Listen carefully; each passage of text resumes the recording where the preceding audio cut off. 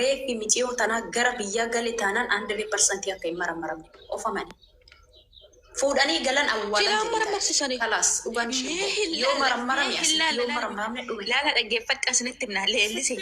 Mee maatiin humti micayyoo kana asitti sinuma marammaramti mee biyyatti maatiin micayyoo kana hin marammarsiisne micayyoo kana taanaan Kiristoos laan namni takka duutee gadi ba'ee sagaleen ta'u. Gisum hunda birrii walitti gurraa marammarsiisaa jennaan nu dhoowwani seeraan nu dhoowwe jedhanii fuudhanii ijoollee biyyatti dibbik godhu ijoolleen asitti dararamtee minaan bishaan malee hojjechaa jirti dhugaa waaqayyoo rabbi. Kiristoos nu marammarsiisaa warri biyya yoo asitti nu didan tokko irraa baratu lubbuu nama kana duucha darbe jidduu kana keessatti dhugaa rabbi. Biliis dhugaa waaqayyoo sinduuka jirra gara saantiba soo barbaaddanii dubbadhaa taraa abboo mintan micaa'uuf fayyaan zimatteen duutu waan dhibee tokko hin qabne afutti namni jedhee shaaworii keessatti du'a maal mixiidha moo ishii mixiinuu akkati duutu qabdi kuni ishiin galuudha kaanaan barreen gaddaas micoon takka galuu kaanaa warri joordaan kun lubbuu dabarsanii dhugaa rabbi. Yaada keessan kennadhaa hundi keessanii kanarratti dhugaa rabbii hundi keessan sagalee ta'a maatiin nuti qaba marammarsiisuu qabu. Marammarsiisne taanaan akka shamarran Oromootitti olitti gadi yaana maatii biyya keessatiin dhugaa rabbii. Gisee hunda nu gubaa jiru. Marammaramuu qabdi micayyoon kuni. Tufufa.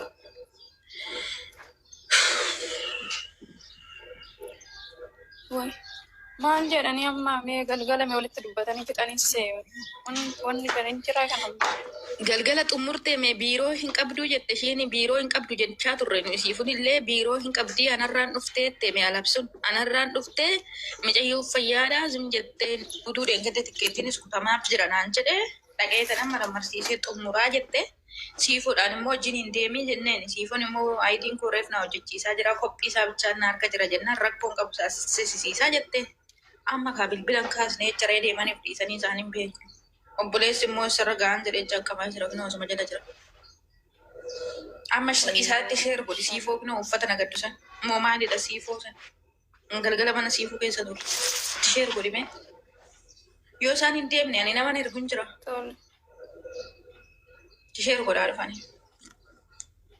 Yaada keessan kennadhaa wallisa keessan dhugaa rabbii shamarran keenya yaada keessan kennadhaa shamarran keenya please dhugaa rabbii ofirratti callisii guyyumaan reefu yeroo xiqqoon nan dubbadhaa nan ba'anii intala kana yoo danda'ame waan dandeenyu bukkee dhaabbannee reeffi ishii kun otoo gara biyyaa hin galin akka yaalamu yookaan cheekii nuuf godhamuu barbaadan akka biyyaatti jechuudha.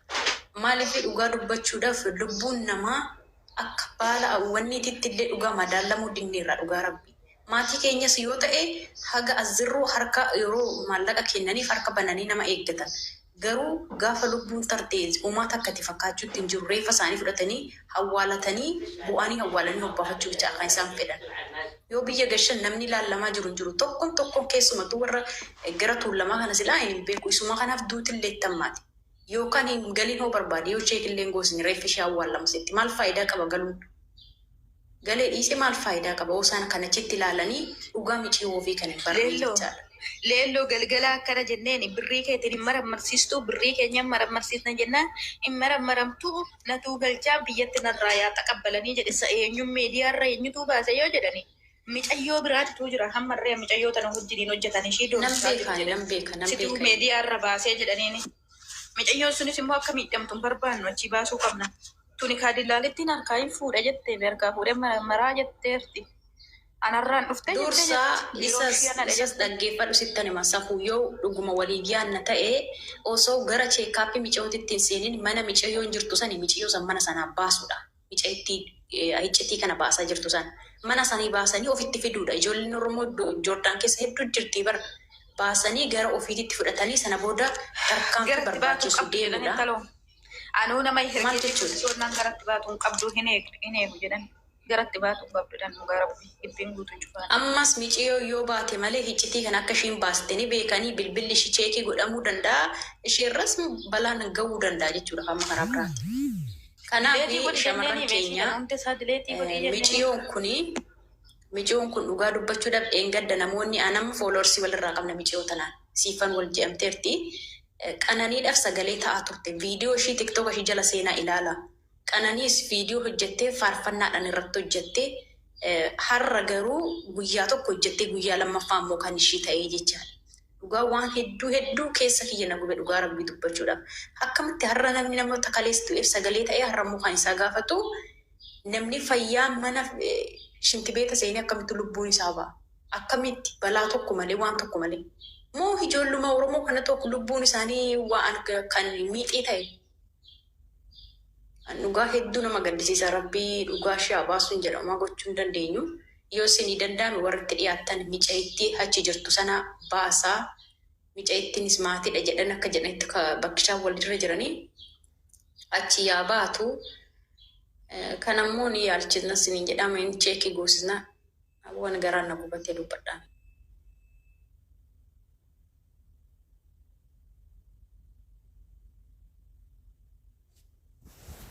Dhugaa keetii leelloo micaa'ittiidhaanis baay'een sodaadhee jira. Namni biraatti fufaa yaada keessan kennadhaa dhugaa rabbii mijayyoo fayyaa nagaa isheeti Kiristoosi. As jala turtee taphachaa oolte.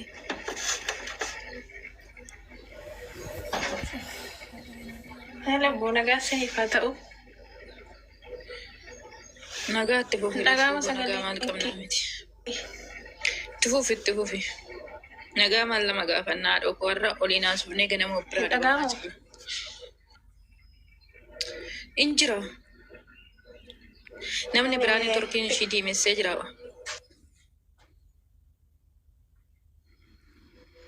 Wayin irraa dubbachuu dhufe dhugaa mitoon guma akkasiin jettan fayyaa nagaadha. Dhugaa waaqaa dubbachuuf taanaan obboleecha ishiitis nan beekaa ishiirree nan beekaa sistariin koo baay'ee ishiitti dhiyaattee hengada sagalee walii qabanii turan gaafa roobi jechuudha. Obboleetti kee wajjin kalacha mana siifu turatti naan dubbadha jennaan kun hin duune jedhaa kun duuteedha akkasitti waliin naseessisuu diddan dhugaa waaqaa dubbachuuf taanaan maatii ergitanyaa akka jarri ishee ajjeessan ergitanyaadha waan ta'eef dhugaa waaqaa baay'ee nama gaddisiisa baay'ee tokkoon gaddee sagalee taafitee dhugaa waaqaa akka akkanatti hin galchine jechuu barbaade ta'anii.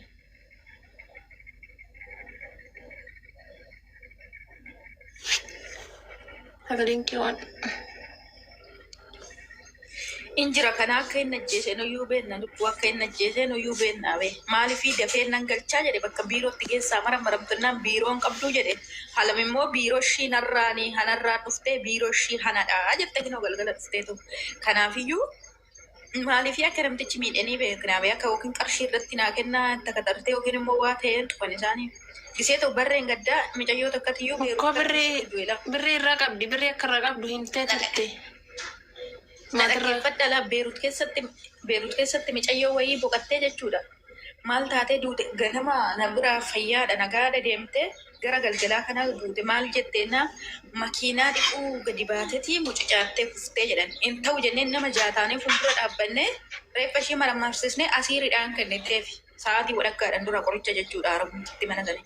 Saafuu yaa dubbattu galaaniin ture amma hidhamteerti. Mee galaanii waan irraa beektu galaanii erga akkas siisterii keetii walitti dhufanii Tokko ishiinis bar mucucaattee kuftee jedhan dursaa mucucaattee kufteedhaan maatiitti gadi dawalanii jechuudha obboleechi yoo beekee jechuudha. Gaazaan deebisanii immoo maal jedhu miidiyaa irratti shintibeetii keessatti duuteedhaan dursaa mucucaattee kuftee jedhan maatimti isheetu jechuudha. Mee jalqaba miciyoon tuni rakkoo maalii himachaa turte siisterii keetti watti isheen himachaa waa tokko iyyuu hin himanne dhukkubaa maalii hin jiru. Dhugaa micoo ishiitti dabaltee ishiin garuu miidiyaa kana fayyadamaa jirtu malee isinitti dhiyeessuu nan danda'a jechuudha. Dhugaa dubbachuuf taanaan namni akkamitti dhalli namaa shintibeetii keessatti du'a kanatu na ajaa'ibe dhugaa maalfiin dhugaa nama gazaba ishiitti nafne lubbuu ishiitti nafne baay'ee naazansise dhugaa maalfiin ishee magaluudhaaf baatee shantaa qabdu ni beektaati. Maallaqa ishiirraa maallaqaa fudhannee jettee jirti. Maallaqa akka irraa qabdu dhibbatti nan beekaa jechuudha. Kuni maallaquma achi ajjeesan isheen galuu kaanaan gaafii maal qabu. Kinoo leellisee kan ji'a 8 galchine jedhee obboleechi beekinoo daaniin kun obboleecha biyya keessa jiru maaloo of eeggachaa isaa. Ko maallaqa ani surumaa isaan tana erga ammoo harkatti qabadhee tan gala jedheetanii jettee haasoftee jirte indoo maraa maaliif galuudhaaf kan taate ramadaana fi wal lolannatti fakkaatee akka kana akka isaan ajjeesanitti ramadaana nu fixiitti galii minaan maata akkas jedhanii natti fakkaate. Achumaan micoon yeroo ramadaana kana baasetan galaa jetteedhaan gaa akka micootti siisterii keetti mattitti akkasi. Malee galuudhaafis jala hin geenye ramadaana baasetan galaa galeetan deebi'an jedhee maatii kiyaanii jedhan gaa amma gazzaba san irratti wal lolanii ajjeesanii akka isaanitti ajjeesan kanarree hin beeku. Kana dubbachuu gaafa roobii haasoftee turte micooni. Na dhukkubaa ishee fayyaa nagaa sagalee ishiin voice ishiin qabdi dirasii. Dhugaa waaqaa'uuf maal godhu sila hunduu kanumaaf jirra dhugaa rabbii rafnee ka'uunoo nutti hammachaa jira dhugaa anumaa raduun nutti fakkaachaa jiran surumaa micooni nagaan duute jedhanii hai beeku rabbi ani yaanni kee kanuma.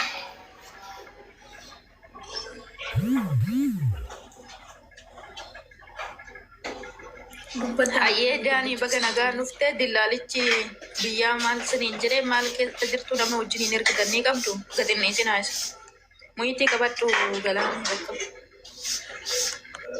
Nutti mimiyaan irra geesse. Ijoolleen rafaa jiru natti fakkaate. Kaasuu didanii dilta. Guyyaa irraa Finfinnee deemanii jechuudha. Dallaalichi maasii wajjin kan bisoofte Finfinnee jiru amma maatiin koo hundumtuu. Inna san amma biiroo deeman biiroo Finfinnee jechuudha. Karaa saniin wanta jiru xumuruu deeman akkasumas kaleessa mucaa asirra ture diinaa oli safuun hin beekte yaada diinaa ol mucaa asirra ture jechuudha. Innis jira. Isaan wajjin jechuudha amma. Isaanuma isheetti godhe. Nuti amma kaayyoon keenya inni guddaan dhugaatu soban ta'e reeffumta akka nu bira gawan nuti kan yaalii gaggeessaa jirru. Waan goonu qabnu waan ta'eef otoo reeffumti nu bira geenyu. Daanii sirrakkoo qabdu waan biyyaa kana waa ta'eef tajaajila natti fakkaate qoy leellise qoy reeffi nu galuu bichaa miti sababa ishiin ittiin duute hojjiniini maramee nuufaa galuu jedha reeffa galchoote nuyi shamarran biyya arabaa walitti guurree isinii galchina goonkuma kokkee keenya jedha malee reeffi ishee asitti na waalamu maatii kee warra irraa xaalayyaa gisee barreessita sini sababa ishiin ittiin duute maaliif akka duute mamullaa ishiin beekamee intalli keenya dheengadda fayyaadha nuuf haa hirgamu reeffi akka seera biyyattiitti jedhaati xaalayyaa barreeffadhaa malee reeffa qofa barbaanna hin jedhin as fayyaan qabdanii akka reeffa irraa maal fuutu akka obboleettii keessanii baasuuf hin boossanii horomo. Daanii kuni hin eegamu garabbi. Reeffa ishee safuu yeroo dhuunfaa gootiin nan galcha.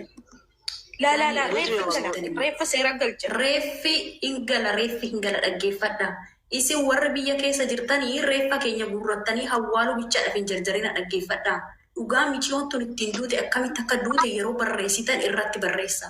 Lammata immoo otoo reeffi kun cheekiin godhameen akka carraa yoo gale nuti waan dandeenyus sin bukkee dhaabbannaa reeffi michiyoo tanaa finfinnuma keessatti illee irra deebi'amee meedikaala yaa galamu. Reeffa kana akkuma dhufee sin bira ga'ee jarjartanii fuutanii boolloo keessan kaayinaa piliis yaa Oromoo nu gubina dhugaa rabbi. Nus kaayyoon keenya isuma kana otoo reeffi nu gaggee jechuudha akka dhimmi ilaalatutti nus ga'ee tamannuu qabna nus kanuma kaayyoon keenya inni guddaan dursa reeffa of harkaan gaannee waan goonuu qabna dallaalicha moo qabneera nuti dallaalicha asiin gallakkisne yoo xiqqaate guyyaarraa nama 5 jedhee yaada bakka kan dallaalicha bukkee jiru isaan jechuun dallaalicha eegiddi caqacaqanii eegiddi guddinaan ammayyuu nu biran keenya jechaa jiru amma ammaatti ilaalle yoo bira ga'e mooji malee amma ammaatti biran geenye ganaa dhaqaa jira. Yaa'u dallaalicha of harkaan otoo hin gaatu dada yaada innaa reeffa qofa of harkaan gaatanii Daanii waa tokko sitti mattas gabbaa'ee haal tokko bichaa yeroo hundumayyuu miila darbee siin talli takka Dubaayii galtee reeffa biyyatti marammarsiisnaa jedhan biyyatti marammarsiistee jarra ajjeesuu baatee wanti sin buustan tokko hin jiru. Sini yeroo xaalayyaa maatiin kee barreessanii micayyoon keenya dheengadda fayyaadha nu dawwaltee turtee sababa maaliitiin akka duute akka seera biyyattiitti nuufaa qoratamu qabeenyan ishii hundi holiin nuufaa dhufu jettanii siraatiidhaan katabdanii osoo hin qoranne reeffi akka biyya galu hin barbaadnu jedhaati reeffa immoo namtichi kun hin galchine kinoo anatu waa sinnatii fudhata hin galchine birrii walitti awwaaxaani. Ma birrii ji'a lamaatu nuuf akka fudhanne nuti awwaaxee galcha reeffa fi muddamina. Please. Guyyaa kaleessaa maal nu jira? Gubannee dhugaa. Maramteetti. Guyyaa kaleessa maramteetti akkuma dhufanii poolisoonni fudhanii mana yaalaa geessanii hanqina oksijiinii dhabdee duute akkas jedhanii La Daanii dillaalittiin kaleessa alammaal siin jette marammarsiisan jennaan kanaa ushatii dhiisadhaa jette hin marammaramneen poolisni akka kaasanii garuma isaaxinitti galchee geessa siin hin jenne galgalaacha jalan turre amaaraffan dhageessuyi. Inde laalaan biiroo kiyyarraa dhuftee biiroo kiyyarraa dhuftee soba hin mararsiisne ani boruu dandeemaa biiroo hin qabdu jedhee na falmaa jira namtichi mucayyoon immoo biiroo kiyyarraa dhuftee biiroo hin qabdi biiroon biyyaayyuu maqaa waamtee jirti an biyyaa isadha kanasii hanadhaa jettee waa sinnatii fudhattee jirti sin immoo gisee sin xaalayyaa biyyarraa reeffa qofa barbaanna jettani dhugaa mucayyoo kanaa hin argattani sababa ishiin ittiin duute maaliin akka duute nu mararsiisati nuuf erga qabeenya ishee waliin jedhaa xaalayyaa barreeffadha osoo maramne fuutanii biyyumatti gadi magina please garaa nun gubina sin caala gubachaa jirra nu warra sirra jiru kun sin caala dhugaa waaqayyo maatii Joordaan keessa imbaasiin hin jira beektanii imbaasiin Itoophiyaan jira Joordaan keessa barreen laallaa barreen gaddaa qaban malee nan jira jettee biiroo biyyi sun irra baatume. No, biiroo fi imbaasiin gargari. Imbaasiin otoo jiraatee waan gaariidha amma safuusii galee. Imbaasii karaa imbaasii. Ishiin immoo anarraa dhuftee jette laal akka imbaasititti qusulanyaatti bilbilee tanan isaan hojjetannee mararsiisna kun dirqamaa jettee jirti. Dirqama mararsiisaa jettee daaniin piliis maatiin akka reeffa bichaa barbaanna hin jenne wanna nama siin jedhe kana maatitti nama hin beekne yoo ta'e sii kenna nama biraa yoo ofii keessanii isinii galuu dide jechuudha. Maaloo biyyumatti ol gadi nariina nun gubina maaloo gubannee jirraanu sin caala gubachaa jirra biyyeetti ol gadi fiigu biyyumatti darbachuun kaatiin asitti gubannee nuti bara reeffi awwaalamuu dharraa hin qabdu dacheen Oromiyaa reeffaaf gachirrattu kan guyyaan ajjeefama wareegamaa hol hedduu jira waan ta'eef reeffaaf hin jarjarina haqa miciyoo haa ba'uu nuti aga dandeenyu shamarran keenya jechaadha haga dandeechaniin boru kiyya boru keeti wanti kun haqni kun akka ba'uuf nuti haga dandeenyu bukkee dhaabbannee maatii kana bukkeelle jechuudha karaa dandeenyu jechaadha irratti hojjechuu qabna. Wanti reeffa jedhan reeffu dacheen Oromiyaa dharraatti qabdi guyyaa reeffi irratti awwaalamaa hoolaa bara. Kanaaf hundi keenya irratti haa hirmaannu waaqa micoo kanaati irratti dhugaa baay'ee garaana nyaatti waaqe. Ani bar osoo duraan waan tokko taate micoon kun garaana nyaatu. Gadda qananiidha yeroo ishiin viidiyoo hojjettu anuu jala deemee laayee godheef hin ture. Qananiidha faarfannaadhaan jechuudha sagalee ta'aa turte micoon tun.